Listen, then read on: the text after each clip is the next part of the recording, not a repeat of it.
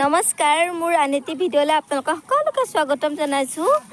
আজি ভিডিঅ'টো পথাৰৰ পৰা আৰম্ভ কৰিছো। খুব ধুনীয়া সুন্দৰ পৰিৱেশ এটা দেখুৱাইছো। ভাল লাগিলে লাইক কমেন্ট শ্বেয়াৰ কৰিব আৰু ভিডিঅ'টো শেষলৈকে চাব।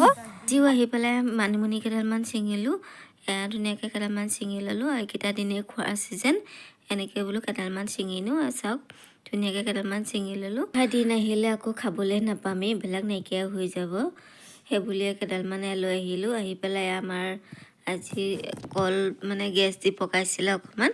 আজি অলপ পকোঁতে ধুনীয়াকৈ উলিয়াই দিলে ৰ'দত। এয়া ঘৰৰে কল হয়, সেইখিনিও পকাই ল'লে। আকৌ মই ভাত পানী খাই কৰি লৈ পেলাই কাপোৰ এযোৰ আপোনালোকক দেখাবলৈ আহিছোঁ। এই কাপোৰযোৰ কেতিয়াবাই লোৱা হৈছিলে, কিন্তু চিলোৱাহে নাছিলোঁ।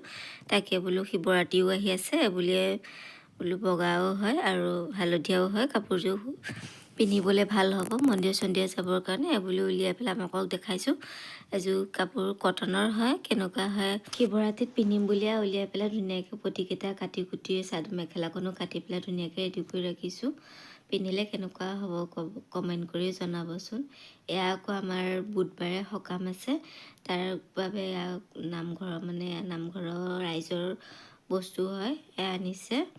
ধুনীয়াকৈ বোলো ককাও নাছিলে, মই বোলো এইখিনিতে থৈ দিয়ক সেইবুলিয়ে চাহকণ দেখাই দিলোঁ। তেওঁলোকে আহি বস্তুখিনি নমাই কৰি লৈ পেলাই আজিলৈ ভিডিঅ'টো ইমানেই আছিল। কাইলৈ আকৌ আহিম নতুন এটা ভিডিঅ' লৈ।